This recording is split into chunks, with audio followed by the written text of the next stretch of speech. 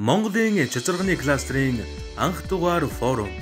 Монголын чацарганы кластерын анх дугаар форумын оролцогч та бүхэндээ салбарынхаа 60 илүү хугацааны түүхэн тоймыг хураангуйлан хүргэж бид кластерын хөгжлийн загварлуу шилжиж байна. За газар тариалангийн салбар дотроос нэлээд газардж байгаа хэсгийн нэг нь бол жимс шимсгийн салбар байгаа. Монгол улс жилд гаднаас 20-25 мянган тонн жимс импорттой үндэснээ бол үндэснийхээ хэрэгцээний бол импортоор хангаж байна гэж хэлж байна. Бэлчиг Монгол орнд бас жимс шимсгийн тариалах боломжгүй. Ялангуяа нутгийн унган орн бол чацарган. За энэ суурилсан таримл чацарганы тариалан бол одоо сүүлийн жилүүд нэлээд эрчимтэй явж байна. 2012 оноос эхлээд чацарганы салбарыг кадастраар хөгжүүлэх чиглэлээр анхаарч их сургуулийн эдийн засгийн хүрээлэнгийн захирал зөвлөмж агштай хамтраад нэлээд ажиллаа.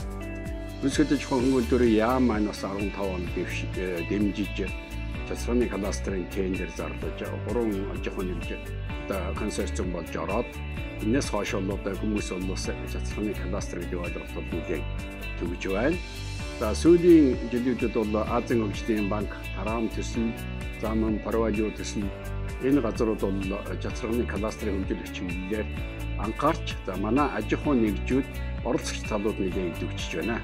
За энэ үүднээс бид нар бол цаашдаа энэ чацарганы кадастрын санаачлагыг улмаар чацарганы кадастрын байгууллага болгож хөгжүүлэх. За энэ одоо кадастрт нэгдэж хамтарч ажиллах ёстой аж ахуйн нэгжүүд, төрийн байгууллагууд, төрийн бус байгууллагууд, эрдэм шингээ судалгааны байгууллагууд, замун одоо логистик дэвтэрийн байгууллагууд ч гэсэн энд хамааралтай учраас бид хамтарч ингэж бүтээгдэхүүнээ хөгжүүлэх, за үйлдвэрлэлийг нэмэгдүүлэх, тариалтыг нэмэгдүүлэх, за улмаар бол одоо дотоодын зах зээл болоод гадаадын зах зээл бүтээгдэхүүнээ гаргах бэлтгэл ажлыг хамтын хүчээр хангах юм одоо шаардлага байна гэж үзэж байна. За одоогоор бол бас манай чацарганы тос за өтгөрүүлсэн шүүс болоод бураас шүүс өмнөд Азийн, Япон, Солонгос, Тайвань зэрэг орнууд гарч байгаа. Цаашдаа үед Европын холбооны улсуудын зах зээл, дөнчлөн Америкт чацарганы бүтээгдэхүүн гаргах энэ зорилгын үүднээс кадастраа хөгжүүлж хамтын хүчээр одоо Монголын чацарганы кадастр гэсэн үрээнд хамтарч ажиллахын зорилттой ажиллаж байна. 2015 оноос Монголын худалдаа аж үйлдвэрийн танхим болон Германы худалдаа аж үйлдвэрийн танхим Германы СЕКО төслийн байгууллага энэ дэмжлэгтэйгээр улсын аймагт чацарганы кластер байгуулах үйл явцууд эхэлсэн байна. Бид ямар сортыг тариалах ёстой юм, нэгж модноос ямар ургац авах ёстой юм, ургацын өрөөгөөчийг эцсийн бүтээгдэхүүн болгоход ямар технологи шийдлүүдийг бий болгох ёстой юм бэ гэдэг дээр бол энэ сургалтын хөтөлбөрөд чиглэж ажилласан байна. Энэ сургалтаар улсын аймгийн 1000 гаруй чацран тариалагч иргэд аж ахуйн нэгжүүд хамраг холцжээ. Яг гэвэл манай компани ч гэсэн энэ зорилтыг хангаж ажиллахад бол маш олон төрлийн бүтээгдэхүүний үйлдвэрлэлийн хөгжүүлэлтийг хийж мөн чацраны шин сортуудыг нутагшуулсан гэдэг ажлууд маань илүү үр дүнд хүрч байгаа. Улсын аймгийн чацраны кластер гэдэг анхны хоршоо байгуулагдлаа. Энэ хоршооны үйл ажиллагаа бол чацраны тариалалт, элит сортуудын модны үржүүлэг, мөн бүтээгдэхүүний хөгжүүлэлт гэсэн чиглэлүүд дээр илүү их төвлөрч ажиллах юм байна. Энэ хүрээндээ бид нар одоо улсын аймгийн улаан умсмын 1-р өдөр анхны 16 газар эзэмшээд газрын хай боловсруулалтын ажил дээр одоо явж байна. Мөн кластраас бид нар Германаас технологич мэргэжилтэн авч ирж нийт одоо улсын аймагт чацран тариалагчд болон чацраны жимсээр бүтээгдэхүүн хийдэг сургууль, цэцэрлэг, эдийн засгийн хөтөлбөрт хамрагддаг энэ хүмүүст өгсөн сургалтын хүрээнд гэсэн нэг бүтээгдэхүүн маань одоо бас бий болсон байгаа. Юу гэвэл энэ чацраны вариант.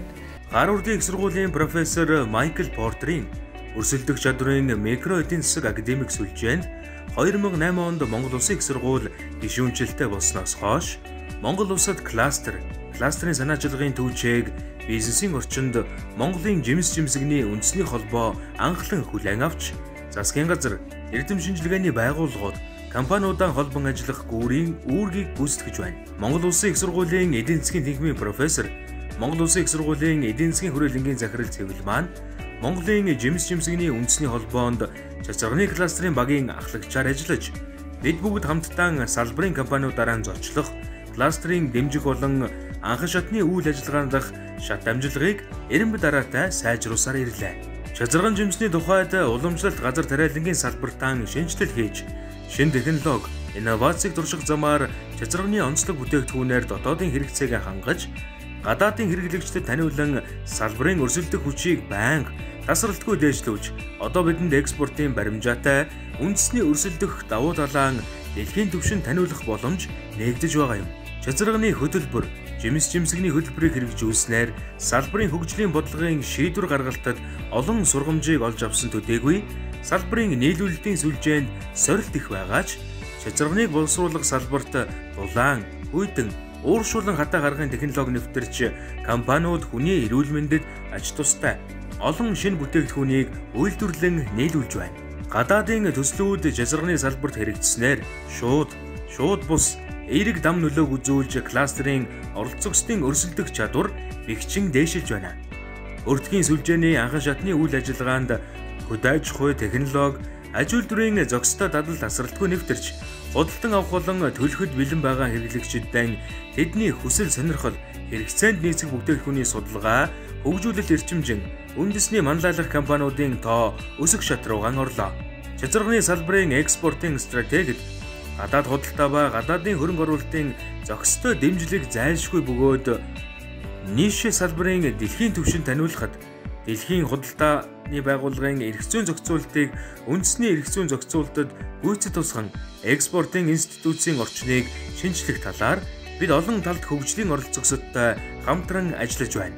Монголын цацрагны анх дугаар форумд Монгол улсын цацрагны салбарын хөгжлийн бодлого, цацрагны кластерын санаачилгын үйл ажиллагаа, олон улсад өрсөлдөх боломжийн талаар танилцуулж, цацрагны экспортын төлөв байдлыг хэлэлцүүлэн, цацрагны өртгийн сүлжээний оролцогчдын дунд сонгосон асуудлаар хэлэлцүүлэг зохион байгуулж, Германы тариалагчдтай захимаар холбогдож ярилцсан, цацрагны кластерын гол тоглогчдон танилцуулж, экспортын стратегийг хэлэлцэх зорилготой. Энэ удаагийн форумыг Европын холбооны Трам төсөл, Германы ProValue төсөл, Монголын үндэсний худалдаа аж үйлдвэрийн танхим дэмжиж, Монголын жимс жимсгний үндэсний холбоо, Эко Эрдэнэ компани, Увс хүнс компани, Монгол Улсын их сургуулийн эдийн засгийн хүрээлэн хамтран зохион байгуулж, цацрагны кластерын гишүүд, салбарын компаниуд, орон нутгийн Монголын цацрагны кластерын анх дугаар форумын оролцогчид та бүхэндээ төлөөлөл, Монгол Улсын их сургуулиуд ба судалгааны байгууллагуудын профессор судлаачид, Монгол Улсын төрийн албан хаагчид, кластерыг дэмжих гадаадын болон дотоодын байгууллагууд оролцох юм а. Монголын цацрагны кластерын анх дугаар форумын оролцогчид та бүхэнд тэн сэтгэлийн талархал илэрхийлж, цацрагны экспортын хөгжил цэцгэлтэнд оруулах санаачилгыг бид дэмжин ажиллах болно. Та бүхэндээ сайн сайхныг хүсэн өрөөе. Монголын цацрагны кластерын анх дугаар форум